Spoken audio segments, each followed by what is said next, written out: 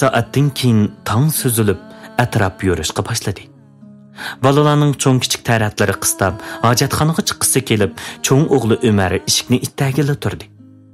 Eshikdan chiqqan qattiq ovozdan Osmon uyqusini ichib, qizirib ketgan ko'zlari bilan eshikka qaradi. Eshik yonida o'g'li Umar turadi. "Nima eshikni urg'ili turding-ku?" dedi Osmon balasiga chakchiyib qarab. "Eshik so'loqkan, ojitim qistab ketdi, eshikni ichib bera", dedi Umar otasiga. Osmon birdam o'ylangandan keyin oqshom masjidlikda ayoli Fatimni qattiq urib, o'ltirib, o'ligiga o't qo'yib ko'ydiribdimi nima deganlarni xuddi tush ko'rgandek g'uva esiga oldi. Da ballarga chalvoq qaptirib, "Bilib qo'yash, opanglarni o'ltirganimni qaysing sirtga chiqib birasiga oshkorlaydi ekansizlar. Sizlarnimi-chu opanglarni o'ltirgandek o'ltirib o'taman. Uqdinglarmi?" deb yenidagi paltini har bir balaning oldiga ayrim berib jakarlab, ularning bu ishdan sirtga chiqib hech kimga demaymiz degan va'dasini epilib, ondan uning ko'ngli tindi. Da qilgan ishidan xotirjam bo'lib, so'loq eshikni yonchuqidan ochqushni chiqarib echib berdi. Osmonning 3 balasi sirtga chiqib, cho'ng kichik taratlarini hojatxonaga kirib to'kib elib bo'lib, taraf-tarafga qatarab, uyning bulung pushqoqlari, shundaqla sirtga chiqib, uyning orqasi va oldi taraflari gumoniy nuqtalarni hammani olib qo'ymay ko'zitib izlab chiqdi. Ular uchaylan xili izlagan bo'lsa-mu, faqatla opasining jasadini topolmadi. Otasidan so'ray desa, otasining asabiy, qonxo'r holatidan qo'rqib so'rayolmaydi. Osmon ertagan soat 8larda cho'ng uy bo'lgan opasining uyiga berib, opasiga: "Apa, Fatim bu uyga kelmadimi? U tongga yaqin sirtga chiqib ketgan edi. Men texi uni hojatga chiqadigan o'xshaydi yoki ertagan qo'pib tamoq tutish qiladigan o'xshaydi deb qopdiman. Ertagan qo'psam uyda yo'q. Shunga mushiyaga izlab kelishim", dedi u chiroyini purishtirib turib. Opasiga yolg'ondan hikoya to'qib, chiroyini bechora qiyofatga kirgizib: "Ayoling bu yerga kelmadi", dedi uning opasi Go'harni saqib. "Kecha uydan chiqib ketganda izdimamsan, ha? Bu chaqda izlab kelguncha", deb qo'shib qo'ydi ansiz qiyofatda turib. "Men boshqa yerga qoyib bo'lishini nadim bilay. Uni mushu cho'ng uyga ketdi, qachon debla, shundoq deb o'ylabdiman", dedi Osmon bechora qiyofatda. "Undaq bo'lsa, Lükchundagi ota-onasining uyiga telefon urib surishtirib boqqin", dedi opasi. "Lükchundagi opasining uyida telefon yo'q. Shuni surishti qilib bo'lmaydi", dedi Osmon. "Aksi, ya singlisi, inilarining telefoni yo'qmi?" "Telefoni bordi, lekin men nomerini bilmayman." "Opasining uyiga berib surishtirib boqmamsan? Balkim shu yerga ketgandi", dedi opasi tit bo'lib. Osmon bir kun vaqt ajratib, Noya markazidan 60 kilometr yiroqlikdagi ayolining opasining uyi bor Lükchun degan yerga ayolini izlab bordi. Lekin Lükchundami ayoli yo'q bo'lib chiqdi. Ayolining opasi, aksi, ochisi, singillari bu xabarni anglab taraf-tarafga chepib, patparaq bo'lib ketdi. Hatto munosabatlik soqchixonalarga telefon urib, izlab, tepib berishga yordam so'ragani bo'ldi. Osmon va uning urug' tuqqanlari, shundaqla qiyin opasi, ayolining aksi, singlisi, hatto jihi o'rindagi munosabatlik soqchilarmi taraf-tarafga qatarab surishtirib, bir oydak vaqt chiqarib izlagan bo'lsa-mu, Osmonning ayolini yetiyadan topolmadi. Amdi Osmonning uyiga o'xshamay qolgan edi. Chunki Osmon va bolalarga burunqidek vaqti-vaqtida tamoq yo'q. Uydagi yotgan ko'plar ratlik tizilmagan va ularning kiyim-kechaklarimi ratlik, pokiza turmaydigan. Uy ichi va o'ylining tozligimi vaqtida bo'lmaydigan bo'lib qolib, xuddi ig'ilga o'xshab qolgan edi. Uydagi birasining ichi pushib, qo'lini ishga yoqdigandek emas edi. Chunki hammasining kallasiga Fatimning o'lgan holati kirib elib, oiladagi hech kimning qo'liga ish bormaydi. Osmonning cho'ng o'g'li Umar uyda bo'lgan ishlarni ing'iga sig'dirolmay, ko'ziga liq yosh va qonlarni to'ldirib, dardini ichiga yutib, Morining Bo'ston degan yesiga qo'y beqish uchun otasiga bir parcha taqi chiqib qo'y boqadiganlik haqida xat yezib qo'yib, uyni tashlab chiqib ketdi. Ko'zni yumib ochqicha 6 yilmi o'tib ketdi. Bu 6 yil jarayonida Ömer qo'y boqaman deb tog'da ko'migan issiq sovuqqa qolmadi. Osmonning o'g'li Ömer ham egiz, ham qovul odam bo'lib, burutlari xat tatgan, cho'p-cho'ng 21-22 yoshlarga kirgan yigitga aylangan edi. U tog'dan qo'y beqishdan zerikib qaytib keldi. Qaytib keldingmi? Dedi Osman balisi Ömerga so'g'oqlik qilib qo'shaqmagan qiyofatda. Dapli qo'ydi otasining gapiga javoban oddiylik qilib. Naladi qo'y baqding? Deb so'radi Osman balasidan. Tog' usti yayloq va qishloqda, Morining Boston degan yerlarda. Uning buning qo'ylarini baqdim shu. Dedi Ömer otasiga oddiylik qilib. Ömer tog'dan qo'y beqishdan qaytib kelgandan keyin 5-6 kun burun aralashgan 2-3 og'inisi bilan aralashib Noya bozoriga kirib, ichib, chekib, o'ynab yurdi. Chunki 6 yil qo'y beqish jarayonida zerikib, har xil o'yinlarni o'rganib olgan edi. U ichida: "Men qo'y beqib topgan pulimni otamga bersam, u haqiqatan xotin oladi, ham oshnasiga xajlaydi. Shunga uningga pulni bermaslikim kerak" deganlarni o'ylaydi.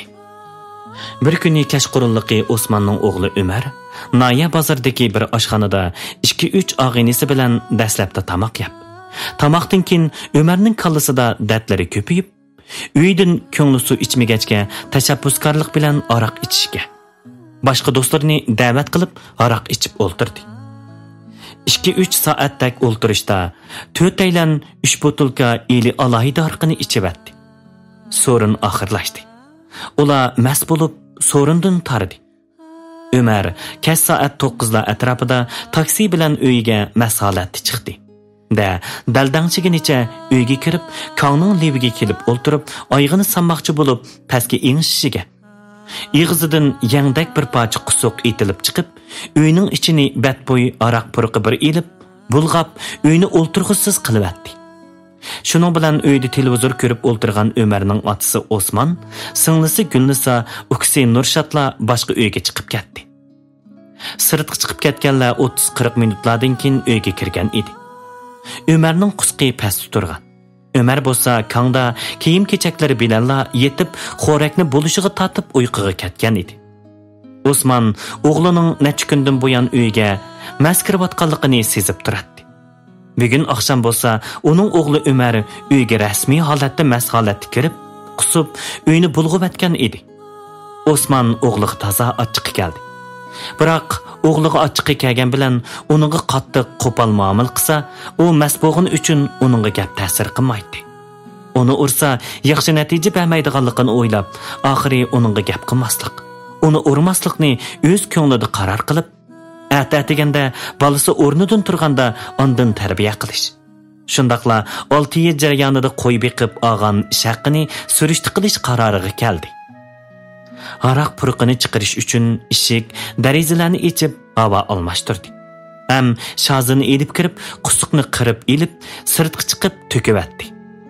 O'zlari bo'lsa boshqa uyda yetish uchun o'g'li Ömerni mushu uyga tashlab qo'yib, oktyabr oylari ancha so'g'oq bo'lmag'achqa boshqa uyga uxlash uchun chiqib ketdi.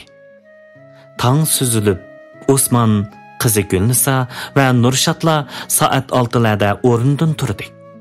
Ömer bo'lsa soat 7larda aron o'rnidan turdi. Uning ruhiy holati tushkun edi. Akşam u do'stlari bilan aroqni ko'p ichib atgachga kallasi garang bo'lib, uyga Noya bozordan nima bilan qandoq chiqqanligini, uyga qandoq kirib, nima ishlarni qilganligi haqidagi xotirasi aniq emas edi. Uning lavlari qurib, so'g'oq suv ichkisi kelib turadi. U o'rnidan turib, yuz ko'zlarini yuyib bo'lib, ondan sapliqqa turbidan bir sapliq suvni tushirib ichib atdi. Tushkun holati bir oz aram topgandek bo'ldi. Ömerning singlisi Gulnisaxon 13-14 yoshlarga kirib qolgan bo'lib, oiladagi oddiy tamoqlarni etalaydigan va choy rasiylaydigan bo'lgan edi. U atiganda nashtalık uchun choy qaynatib, say qo'rgan edi. Osman choy ichishga o'g'li Ömerni chaqirdi. Osman bilan bolalari Kangda, Jo'zi atrofiga yig'ilib o'ltirdi. Osman va uning bolalari nonlarni sundirib, parchalab, chinigichilab, issiq qaynoq suvni quyib, nonni yumshtib, say bilan atiganlik choy ichib, nashtalik qildi. Choy ichilib bo'lgandan keyin Osman necha kundan buyon o'g'li Umarning hadisa otsini ko'zga ilmagandek, mas holatda uyga kirayotganligini nazarga olib, ochiqi bilan so'zlashga boshladi. Umar, qo'y boqqan 6 yil jarayonida pulni xeyli ko'p topgan o'xshamamsan, deb so'radi. Umar otasiga bir oz qarab turgandan keyin, "Men 6 yil jarayonida pul topolmay, orali issiq jinimni olib keldim", dedi. "Ondaq bo'lsa, kunda aroqni nimaga ichibsan?" "Men burun aralashgan og'inlarim, Sattar, Mehmet, Vali qatorliqlar meni mehmon qilyotdi. Men pulni xajlamadim." "Men ishonmayman. Sen aralashgan bolalarning holini men obdan bilaman. Bir-biridan namrat, ba'san yeyman, ba'misang o'laman deydiganlardan. Men ularni bilmaymanmi?" "Ras ota, men yolg'on aytmadim", dedi Umar. "Sen qarab turib, xijil bo'lmay yolg'on so'zlayapsan-ku. Sana qo'y baqtirgan xo'jayinlarmi? Seni bekorga haq bermay qo'y baqtirami? Kimingni sarang topsan? Yolg'on so'zlab, ati o'gin sening to'yingni qilamiz desakmi pul ketdi. Sen nima deb buni o'ylamaydigansan? Az gap qilib, yeningdagi pulni chiqa. Bo'lmasa tayiqim tegib ketmasin sana, juma", dedi Osman balasiga chaqchayib turib. "Men rost pul elib kelmadim. Sana yolg'on aytmadim. Sen kimingni aldaysan?"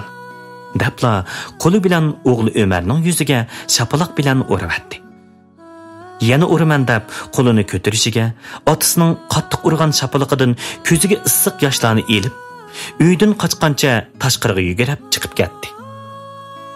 Umar qayta o'ylanish orqali bu oilada otasi Osmonli bo'ladigan, o'zlariga yaxshilik yo'qligini o'ylab, oxiri yeziliq soqchixonaga berib, soqchilarga otasi Osmonning buningdan 6 yil ilgari bayramning 1-kuni oqshimi opasi Potamxonni urib o'ltirganligini, hatto o'likini palti bilan parchalab, sirtga elib chiqib yo'qitib atganligini fosh qildi.